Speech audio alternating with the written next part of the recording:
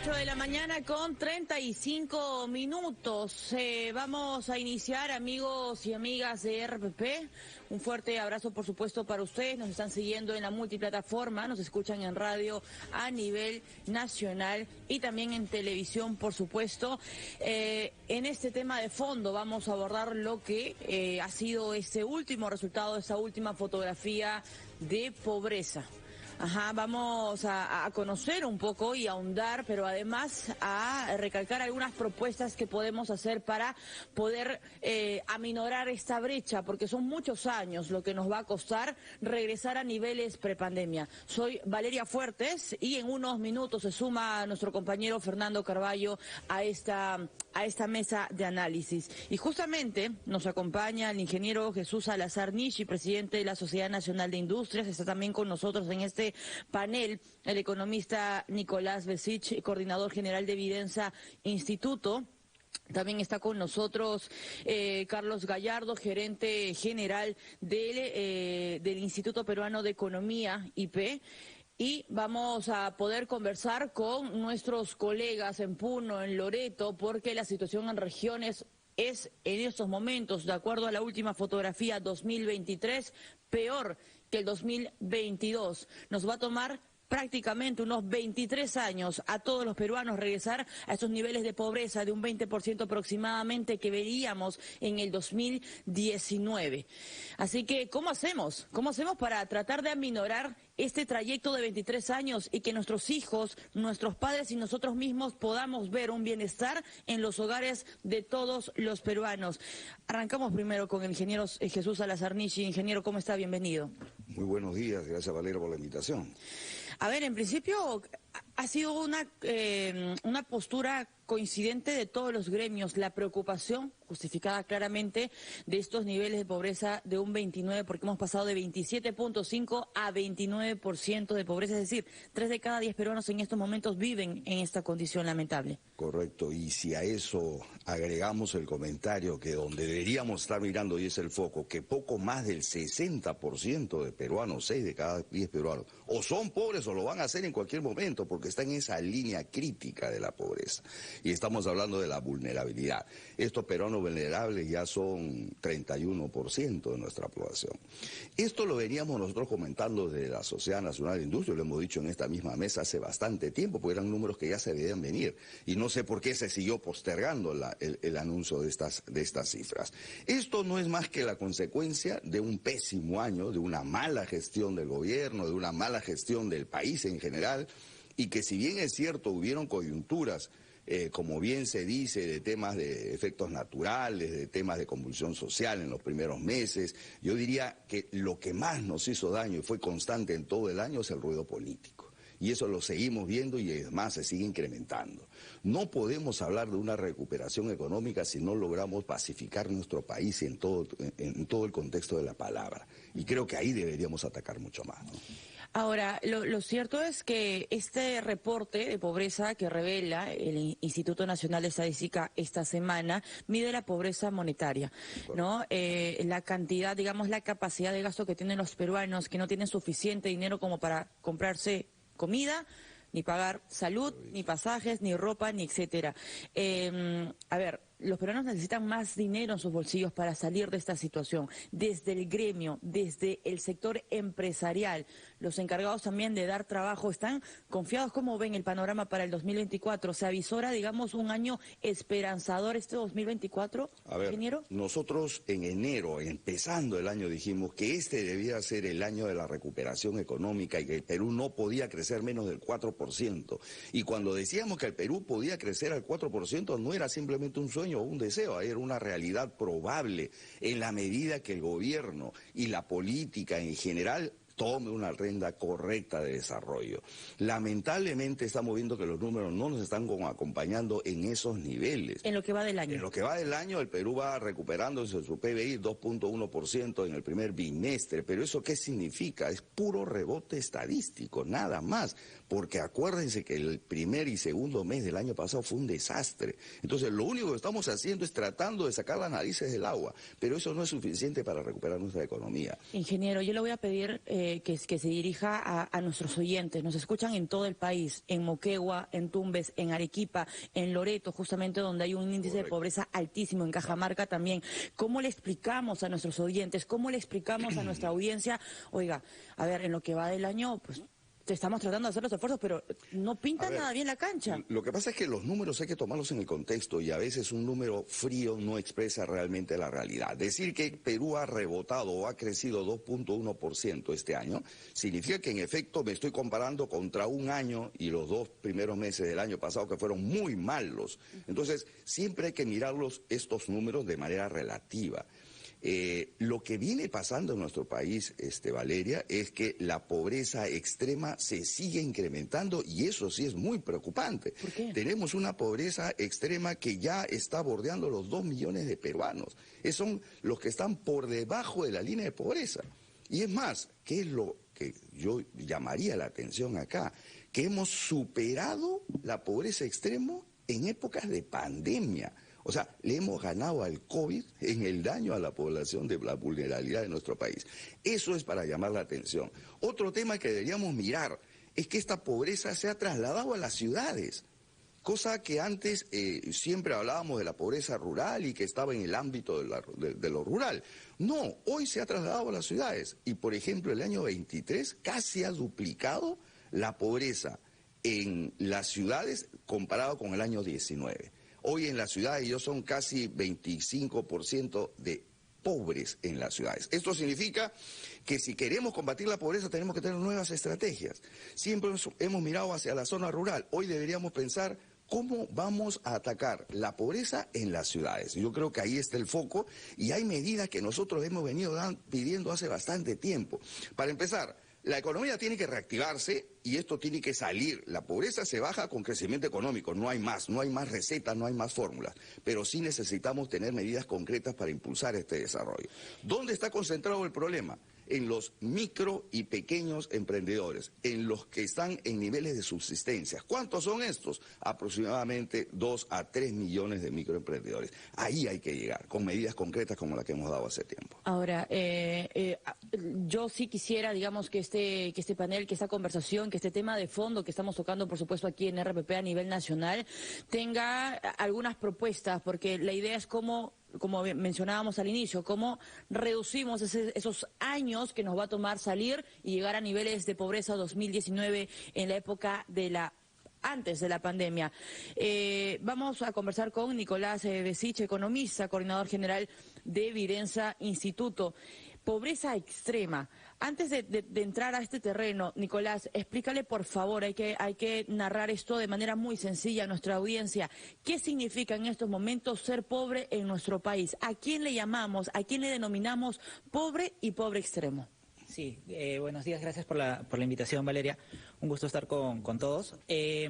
Bueno, el INEI define la pobreza monetaria y hace una distinción entre pobreza extrema y pobreza no extrema, ¿no? Tenemos 29% de pobres en general y 5.4% de pobreza extrema. ¿Cómo se mide esto? Bueno, el INEI define una canasta básica y tiene 2 tipos de canasta. Una canasta que es solo de productos alimenticios que sirven para cubrir las necesidades básicas nutricionales de todos.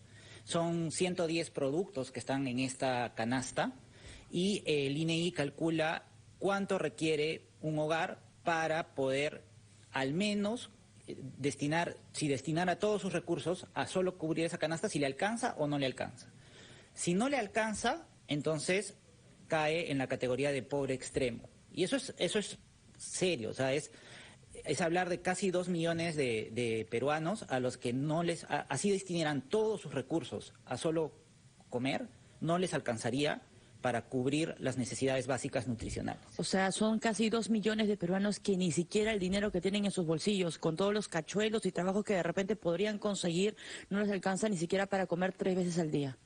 Para comer 3 veces al día o para comer los nutrientes o la dieta nutricional que la OMS y las entidades internacionales establecen como necesarias para satisfacer las necesidades del día a día, ¿no?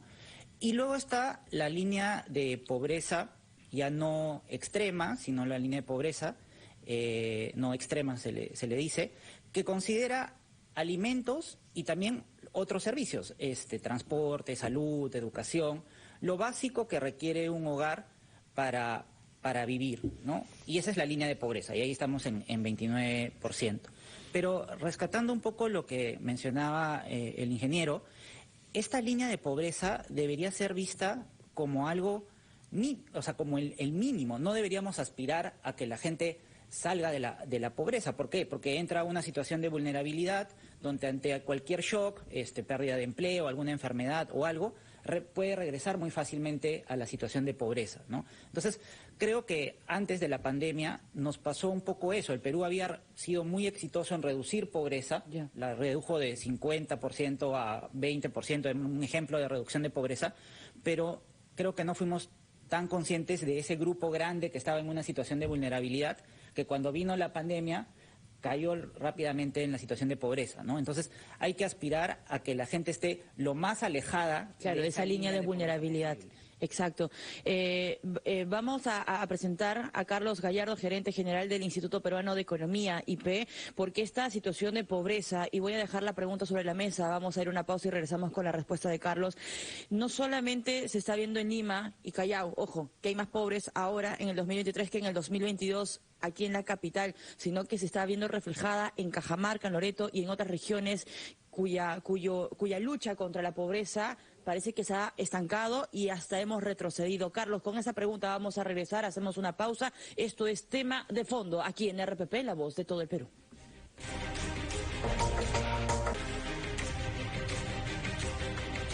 8 de la mañana con 50 minutos. Continuamos con nuestro tema de fondo. ¿Qué hacer para frenar el aumento de la pobreza en nuestro país a raíz de los últimos resultados que ha revelado esta semana el Instituto Nacional de Estadística e Informática a raíz de las cifras que arrojó, por supuesto, la encuesta de hogares, la ENAO? Vamos a continuar esta conversación para llevarles algunas soluciones y que también las autoridades puedan saber cuáles son las estrategias que tenemos que implementar y no esperar 23 años para regresar a niveles de pobreza 2019. No podemos esperar tanto, señores. Un niño de 5 años ahora va a tener que ver, digamos, un avance, una recuperación cuando cumpla 28 años. Es algo que como país no nos podemos permitir.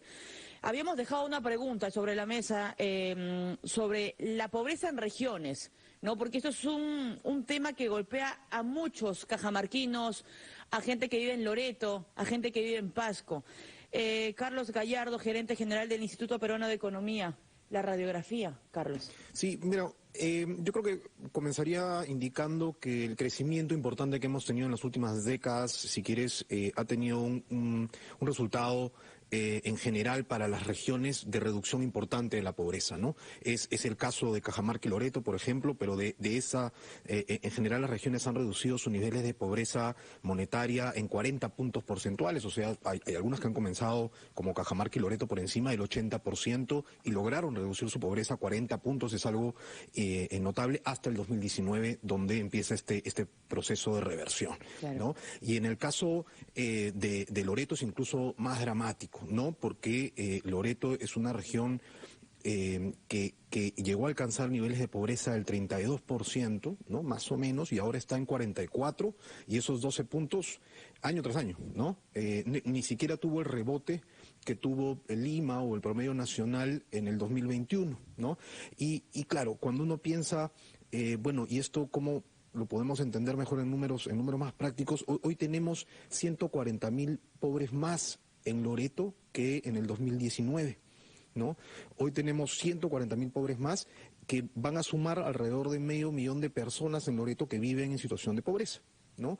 Y la pobreza de Loreto es bien particular, ¿sabes? Porque el Loreto es casi 7 de cada 10 viven en zonas urbanas. Es como ese problema, es como esa reflexión que hemos tenido ya en la mesa acerca de cómo la pobreza es ahora un fenómeno urbano. Bueno, claro, tú te imaginarás con toda la selva, la pobreza en Loreto está concentrada en zonas urbanas. Entonces, por eso es que ha habido este incremento importante, porque la pobreza urbana se ha deteriorado ahí. Y acá me quiero detener un momento, Carlos. Vamos a Iquitos. Vamos a Loreto para que nuestros oyentes a nivel nacional sepan cómo viven los hogares allí, porque eso más allá de las cifras tienen un rostro, amigos y amigas. Diego Cáceres, periodista de RPP en Iquitos, nos atiende. ¿Cómo estás, Diego? Buenos días. ¿Cómo estás, Valeria? Buenos días, directo en directo. A 5 minutos del centro de la ciudad de Iquitos está la ampliación San Pedro, un asentamiento humano que se ha apostado sobre el río Moronacocha. Aquí hay 20 viviendas, familias, supongo que es el triple o un poco más porque son familias que están agregadas, le llaman acá, ¿no? Hay 3 a 4 familias por vivienda. Es prácticamente un espacio donde hay casas de entablado y un entablado que ya está incluso en mal estado. Estamos justamente en un caso particular, el caso de la señora Rosario Rodríguez, cuya casa de madera ha caído hacia el río. Pese a que la casa está destruida, ella continúa viviendo porque no hay el presupuesto para poder levantar la casa. Nos dice que han venido personas de defensa civil a hacer un empadronamiento, a focalizar, pero hasta el momento no conocen nada. Ellos viven en un espacio en donde su inodoro está justamente al costado del espacio donde lava, donde cocina e incluso hasta de donde duerme. Ella vive desde hace 11 años aquí y su situación ha empeorado luego que su esposo cayera enfermo con diabetes. Para vivir tiene que salir a vender su juane, su tacacho, de lo cual hace de 20 a 30 soles diarios, que muchas veces solamente le alcanza para el desayuno y para el almuerzo, que a veces los bebés y los niños duermen de hambre. Señora Rosario, ¿cómo está? Bienvenida a RPP. Cuéntenos un poco su caso. ¿Cómo viven ustedes acá día a día? Bueno, primeramente gracias al Señor. Nosotros acá para sobrevivir tengo que salir a vender yo, porque mi esposo está enfermo, no trabaja, ella no puede trabajar, inclusive está perdiendo la visión de la vista. De esa manera yo hago los patacones, los huevos, juanes, mi chaufa, y hay días que se vende todo y como hay días que no se vende nada. ¿Cuánto vende al día más o menos? Un día bueno. Hasta 20 o 30 soles, pues será lo que uno... En ganancia, ¿no? En ganancia, ya pues, ¿no? Pero ahí estamos nosotros sobreviviendo, ¿no? Señorito, ¿tienen servicios básicos acá? ¿Qué servicios básicos tienen? Tengo mi baño. Un inodoro que no tiene alcantarillado, No tiene que desfoga al río. Al río, claro. Y un pequeño foco que le comparten su vecino, que estamos viendo. Sí, así es, uno nomás. Y no tienen agua tampoco. No. No tienen agua. Los programas sociales, los programas del Estado, ¿han llegado acá? ¿Usted tiene de repente una pensión de juntos? ¿Su esposo que está enfermo de repente tiene pensión de 65? Nada de apoyo de eso, no tenemos nada de apoyo del Estado. No tenemos pensión 65. ¿Pero los han empadronado? Han venido empadronados, pero no... Era como una semana que han venido. Así. ¿Su casa ha caído? ¿Ha venido Defensa Civil a hacer...? Ese día que ha caído mi casa y han venido, ¿no? Pero no han hecho nada hasta el día de hoy. Y inclusive mi esposa había caído también. Ese día han venido la policía, Defensa Civil, a llevar a mi esposa ahí, le han dejado. Y no recibimos nada de apoyo hasta ahorita. Es la única que trabaja en el hogar, porque el esposo está enfermo. No, mi esposo ya no puede trabajar. Yo solo que tengo que trabajar con apoyo de mis hijas. Inclusive mis hijas también me dan de comer cuando yo no tengo. Muy bien, Marecita. Valeria, este es el caso de una familia acá. Para ingresar a esta zona, para los amigos que nos escuchan a través de la radio, hay que pasar por un entablado que ya está en mal estado. Entablado son caminos hechos de madera con bases también de palos sobre el río. Y aquí las casas son también con bases de madera y con techos de calamina ya en mal estado. Y su desagüe básicamente desfoga hacia el río Moronacocha, que forma parte del Amazonas. Esto está a 5 minutos del centro de la ciudad de Iquitos. Es una zona urbana. Llegas por la avenida Mariscal Cáceres, volteas y estás llegando a la zona de la ampliación San Pedro, que no está tan lejos de la realidad, pero se observan diferentes contrastes, ¿no? Desde la ciudad de Iquitos. Desde Loreto, directo en directo, RPP Noticias. Diego Cáceres, periodista de RPP en Iquitos. Señores, amigos, si teníamos que ponerle un rostro a los pobres del país, este ejemplo que nos traía Diego, desde el pasaje San Pedro, asentamiento apostado sobre el río Moronacocha, es un ejemplo clarísimo. Familias, 4 familias que viven en una casa, que tienen la ropa en medio de lo que se podría llamar una sala para los que nos están siguiendo por televisión, el inodoro al costado de su cama, no hay agua, no tienen desagüe, sobreviven, porque es lo que utiliza la palabra la señora, dice, yo sobrevivo vendiendo Juanes, comida, y bueno, en un buen día recibo 20 soles, 30 soles, que obviamente no le va a alcanzar para poder, digamos, vivir. Sin apoyo del Estado. Lo han empadronado y no tienen apoyo de estos programas sociales. Y esto, ojo, es una zona urbana, 5 minutos de la plaza, y no podemos, o sea, con esas imágenes potentes que nos ha mostrado nuestro compañero Diego Cáceres, no nos imaginamos cómo será la realidad en las zonas rurales. Yo quería continuar contigo, Carlos, porque, a ver, Puno es otro lugar también que nos llama mucho la atención. El año pasado estuvo bajo los ojos, ¿no? Bajo los reflectores por esta tensión, esta crisis política, los fallecidos también que registramos. ¿Cómo está viviendo Puno ahora? ¿Cuál ha sido la evolución en este caso de Puno, Cajamarca también? Bueno, a ver, en esto que te comentaba de cómo ha ido mejorando las regiones, lo que no ha cambiado es el top 5, si quieres, salvo Huánuco. Las regiones más pobres hace 20 años siguen siendo las regiones más pobres hoy, ¿no? El caso de Loreto y Cajamarca es el más dramático porque, bueno, estaban en los puestos 4 o 5 hace 20 años y hoy están en los primeros 2 lugares, ¿no? Con 44% de pobreza. Y en el caso de Cajamarca, que tengo la información, es un poquito a la inversa, ¿no? Porque ahí más bien 7 de cada 10 viven en zonas rurales, ¿no? Entonces la pobreza es como la conocemos y como la hemos enfrentado en los últimos 20 años, y sin embargo tiene todavía mucho camino que recorrer en términos de cubrir servicios, ¿no? Veíamos las imágenes, escuchábamos los audios de Loreto. Claro, Loreto solo tiene 1 de cada 10 viviendas, tiene los 3 servicios básicos. 3 de cada 10, perdón, y en el caso de colegios, 1 de cada 10, ¿no? En el caso de Cajamarca es un poquito más, 4 de cada 10, 2 de cada 10. Pero esa es la situación en estas 5 regiones pobres, es casi general. Un bajo acceso a servicios básicos de las viviendas, un bajo acceso a servicios básicos de los colegios, ¿no? En esa situación difícil que se revierta, ¿no es cierto?, en términos de pobreza cuando los niños están creciendo en un entorno en el cual no les va a permitir desarrollarse plenamente. Carlos, te voy a pedir un minuto a nuestros invitados. Vamos inmediatamente a escuchar el gran resumen de la hora. Son las 9 de la mañana. Regresamos para conocer cómo es que viven las familias en Puno, pero además, Ica, el milagro en medio de toda esta situación. Ica tiene un nivel de pobreza de 6%. ¿Qué está haciendo Ica? Que lo está haciendo bien. ¿Y cómo podemos copiar eso? Pausa y regresamos en nuestro tema a fondo, ¿qué hacer para frenar el aumento de la pobreza?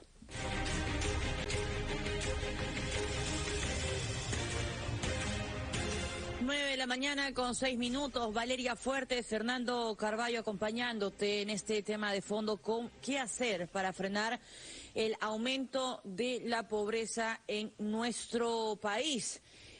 Bueno, hablemos del tema de Ica. Un momento. Ica tiene una pobreza de un dígito, de 6%, muy por debajo, digamos, del promedio nacional.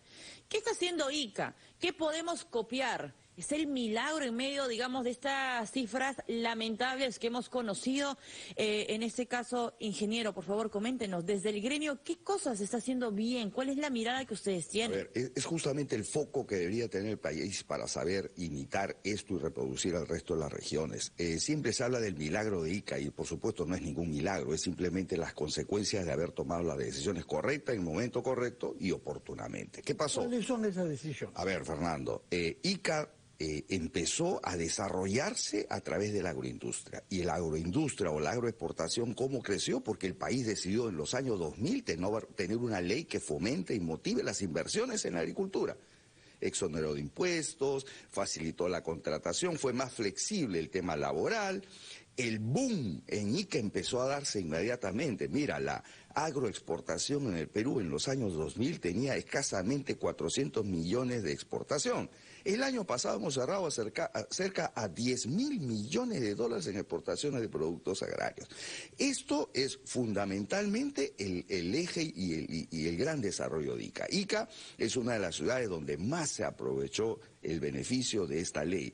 Hoy en Ica usted va y pone una empresa y quiere contratar gente, no va a encontrar, porque es la menor tasa de desempleo, la menor tasa de informalidad laboral. Ese es otro tema que tenemos que ver. Pobreza, informalidad laboral. ¿Con qué se combate? Con inversión privada, con desarrollo. Eso es lo que necesitamos fomentar en nuestro país. A mí me extraña, por ejemplo, que regiones como Cajamarca, eminentemente minero, con un proyecto inmenso como Conga dormido y paralizado por intereses políticos o de algunos politiqueros, para ser más exacto, o Loreto, que tiene un bosque amazónico inmenso, con una cantidad para poder desarrollar su industria forestal, son los más pobres en nuestro país. En el caso de Ica nos ha hablado con toda razón sobre la agroexportación, pero ¿qué otros sectores productivos hay ahí? Sobre todo, se lo pregunto a usted, que es el presidente de la Asociación Nacional de Industria. Perfecto. A ver, Ica puede desarrollar también su pesca de consumo humano. Es otra gran potencialidad que el Perú no ha sabido desarrollar. Nuestros vecinos del norte y del sur, Ecuador y Ica, nos llevan muchos cuerpos de ventaja. Están por encima de los 7.500 o 10.000 millones de dólares de exportaciones, cuando el Perú recién está más o menos en 1.500 millones de exportaciones al año de pesca y consumo humano. Eso en Ica se puede potenciar tremendamente. Pero si tenemos ya el desarrollo de la industria, de la agroexportación, pues ahí deberíamos trabajar más y darle más valor agregado. Yo creo que este término de agregarle valor a nuestras exportaciones deberíamos tomarlo con más seriedad y con una visión de desarrollo. El Perú, solo el 10% de sus exportaciones son manufacturadas. Y de ese 10%, solo de ese 10%, escasamente el 5% tienen alto valor agregado. Ahí es donde debemos focalizar nuestro Por ejemplo, trabajo. pónganos ejemplos precisos. Mire, yo voy a poner como ejemplo lo que ha hecho Costa Rica. Costa Rica pasó de exportar plátanos, piñas, ahora está exportando semiconductores. ¿Y cómo lo hizo? ¿Cómo se convirtió Costa Rica en un país exportador de semiconductores, por el amor de Dios? Alta tecnología. Fácil. Hizo lo que el mundo está haciendo. Zonas económicas especiales, que son parques industriales, que sería la condición de zona económica especial con beneficios tributarios para que esos productos salgan al mundo. ¿Y quiénes llegan a esas zonas económicas especiales, Fernando, Valeria? ¿Quiénes llegan? Las grandes industrias, los grandes capitales. El Perú no es capaz hasta ahora de atraer esos capitales. Hay una ley, un proyecto de ley que duerme en el Congreso, que es sobre zonas económicas especiales. Yo hace poco leí un titular o una noticia en un medio escrito de economía que decía: el Estado del Perú dará beneficios económicos, tributarios para que quienes vengan a invertir en las zonas económicas especiales. ¿Cuánto? 20 o 15% de impuesto a la renta. ¿Y cómo está compitiendo el mundo? 0% de impuesto a la renta a quienes van a invertir y llevan sus capitales en estas zonas económicas. Señor Béchich, una reacción, por favor, frente a lo que nos ha dicho el ingeniero Salazar Nishi. Sí, yo creo que es clave, y coincido con el ingeniero, la generación de empleo, entendiendo que la pobreza hoy es un fenómeno urbano. 3 de cada 4 pobres hoy viven en zona urbana. Ese paradigma del pobre quizás de la zona rural, el campesino, ya no es.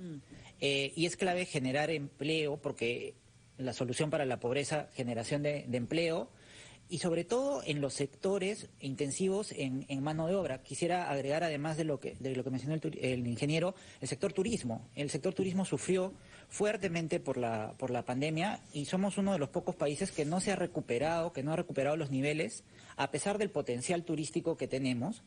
Y el turismo es un sector que genera mucha mano de obra, mucho trabajo. La agroindustria, obviamente, la construcción, la autoconstrucción también. Entonces, entender que si bien el crecimiento económico de este año no va a ser el suficiente como para recuperar las cifras de pobreza, sí se debe poner especial atención a impulsar esos sectores que más empleo generan, ¿no? Porque es distinto crecer 3% en promedio, que crecer más en algunos sectores específicos que más aporte pueden dar a la gente pobre. Y no dejar de lado el hecho de la pobreza extrema, ¿no? Hemos hablado de Cajamarca, hemos hablado de Puno, que son justamente dos de las regiones con más tasa de pobreza extrema. En Cajamarca está cerca al 18%, en Puno 14%, 13%, y son niveles altísimos, y el Perú ya en ese caso sí tiene experiencia exitosa con los programas sociales de atender ese tipo de pobreza y de ayudar a mitigar ese tipo de pobreza extrema que es urgente y no puede esperar un día porque implica gente en Puno, gente en Cajamarca que no tiene que comer literalmente. Entonces hay experiencia exitosa. El Perú casi que redujo la pobreza extrema a 2% antes de la pandemia. Entonces se requiere también la capacidad técnica de los programas sociales puesta en esos sectores. Pero, señor Gallardo, no hemos hablado sobre la minería en Ica y en el resto del país. Es uno de los sectores productivos más importantes para las exportaciones, sin duda, no para la creación de empleo. Sí, pero sí para muchos otros factores económicos. Una palabra sobre la minería en Ica y en general en el país. Mira, la minería es una de las actividades principales generadoras de actividad económica en Ica, de movilizar su PBI. Cajamarca es otro caso, digamos, y tenemos, si quieres, en el Perú los casos más exitosos, ¿no? Ica, Arequipa, todo, Moquegua, Tacna, donde esa relación con la minería de largo plazo ha permitido, ¿no? La ganancia de competitividad, la generación de empleo, porque si bien la minería no es tan intensiva en maniobra directa, sí lo es de manera indirecta debido a los encadenamientos que tiene, ¿no? Entonces, hay casos exitosos, y el caso de Cajamarca es más bien el caso de donde esa reducción más rápida, intensa en los niveles de pobreza que se venían ocurriendo desde inicios de siglo, se interrumpe alrededor del 2012, ¿no? Con la conflictividad vinculada al proyecto Conga, y es donde ya la caída de la producción de cobre, de oro en Cajamarca que produce el 20% del oro nacional, es más del 60% en la última década. O sea, ya no está produciendo cada vez menos oro, ¿no? Y la pobreza empieza a ralentizar el nivel, el ritmo al que va bajando, y luego termina incrementándose. En Cajamarca hay 7, 8 proyectos en cartera, solo 1 o 2 tienen fecha de inicio, y proyectos cuyo valor es más de 18 mil millones de dólares. El caso de lo que hemos visto en el IPE, de lo que el impulso que podría darle la minería, si es que salen adelante los proyectos que tenemos en cartera hoy, es poder replicar la bajada de 20 puntos de pobreza que tuvimos en los últimos 15 años, poderla replicar de aquí al 202040. Pero tenemos que sacar esos proyectos. Podemos... Valeria, ¿eso significa cuántos años de aquí al 40? No, ayúdame. Olvídate, o sea, justamente lo que mencionábamos, ¿no? Que un niño de 5 años, creciendo solamente 3%, que es la estimación del Ministerio de Economía y Finanzas, va a haber una recuperación de la pobreza a niveles prepandemia cuando cumpla 28 años. O sea, 23 años nos tomarían, de acuerdo a las estimaciones de IP. Vamos a hacer una pausa, caballeros. Vamos a regresar, por supuesto, en esta programación, este programa especial, tema de fondo, qué hacer para frenar el aumento de la pobreza. Fernando Carballo, Valeria Fuertes, acompañándolos por RPP, la voz de todo el Perú.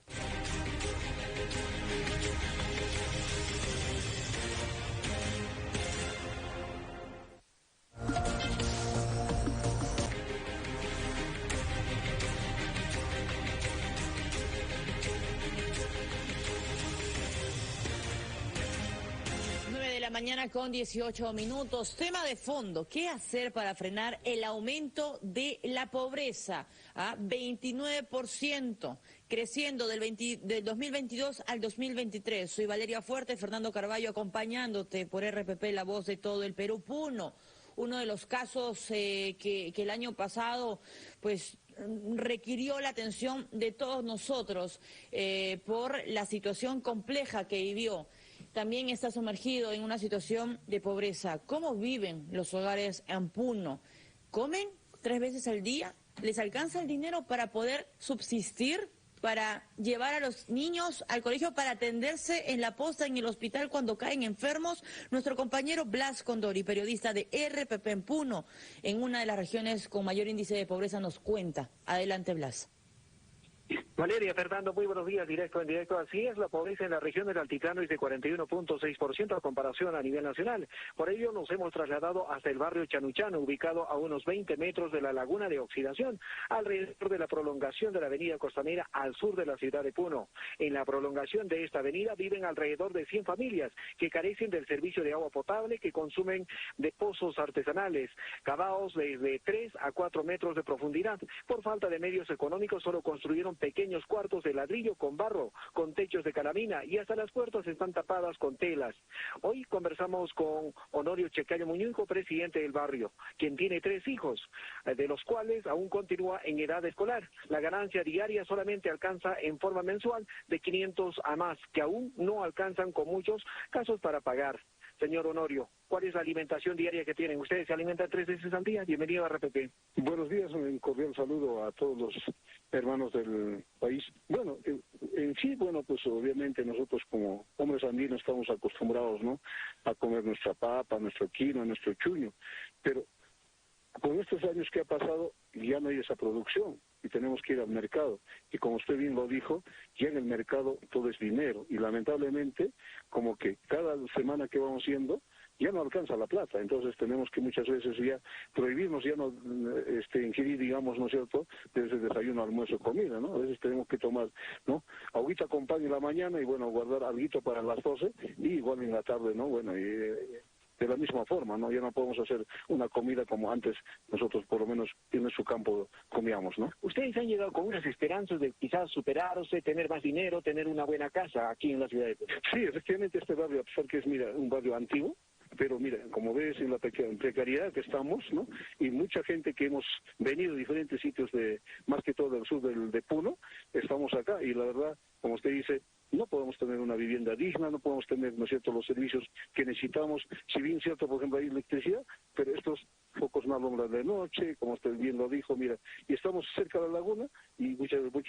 familias toman agua del pozo que está contaminado. Entonces, bueno, esa es la precariedad que estamos viviendo, ¿no? ¿Cómo se abrigan en esta época de invierno acompañado de las heladas, teniendo en cuenta que la temperatura en los años anteriores ha llegado a 2 grados bajo cero, esto aquí en los alrededores del lago? Sí, efectivamente, mira, como ahorita mismo me ves, no estamos con una casaca, con una chompa, y hacer que, mira, está de pleno sol, ¿no?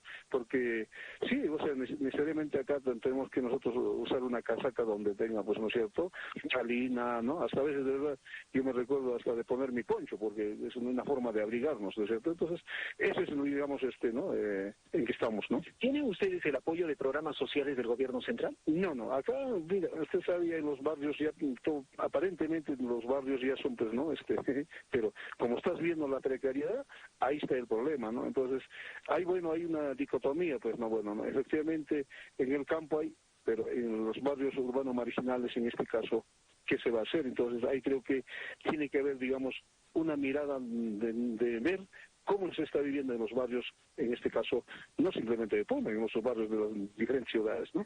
Nos han indicado también algunos vecinos que solamente se dedican los días sábados, que es día de feria, para poder tener a bordo de triciclo, mototaxi, entre otros, ¿no?, para seguir trabajando. ¿Usted en qué se dedica? ¿Le alcanza el dinero que gana durante el mes para la educación de sus hijos? No, mira, como digo, bueno, en mi caso por lo menos siquiera tengo algo de ingreso. Hay vecinos que no tienen ni siquiera, no, claro, hoy día y mañana alguito de plata hacen, pero eso es para toda la semana. Entonces, mira, a veces, mira, el gas está entre 60 hasta 65 soles, ¿no es cierto? Y el gas ya no dura, pues antes duraba siquiera 12 días, ahora dura 8 a 10 días, ¿no? Entonces al mes estamos comprando 2 balones, hasta 3 balones. Y como digo, si hacemos la canasta, por lo menos, mira, un sábado que salimos a la plaza, tenemos que gastar unos 60, 70 soles. Y mira, y si multiplicamos por 5 semanas, ¿cuánto es, no? Entonces, ahí nomás, o sea, prácticamente ya, ¿no? Y lamentablemente, por ejemplo, tenemos que restringir de muchas cosas a nuestros hijos, y ese es, ¿no? Si bien es cierto que hay colegios públicos, pero no podemos nosotros asistirlo como debemos de asistir a vuestros hijos y darles también, digamos, ¿no?, las comunidades que ellos necesitan laptop, necesitan celular, pero a veces no tenemos eso, tenemos que compartir celular o laptop entre 2 o 3 hijos que tenemos, ¿no es cierto? Fernando, Valeria, directo desde Puno, si tienen alguna información adicional que pueden hacerle al presidente de este barrio. Gracias, Blas, por este reportaje. Nos ha conmovido naturalmente, nos hace recordar que la pobreza, que es el tema de este programa extraordinario de RPP, no es solo una variable económica, es sobre todo una condición de vida. Y gracias por habernos hecho escuchar, y felicítalo, a un padre de familia que nos dice que lo que le ofrece de desayuno a sus hijos es pan remojado en agua y luego aguantar hasta horas después que puedan comer algo que se halle durante el día. De manera que recordemos eso. Y es una situación humana que afecta a la familia, a la dignidad de los padres y al futuro de los niños. De ahí la importancia de nuestros tres invitados, Valeria. Totalmente de acuerdo contigo, Fernando, ¿no?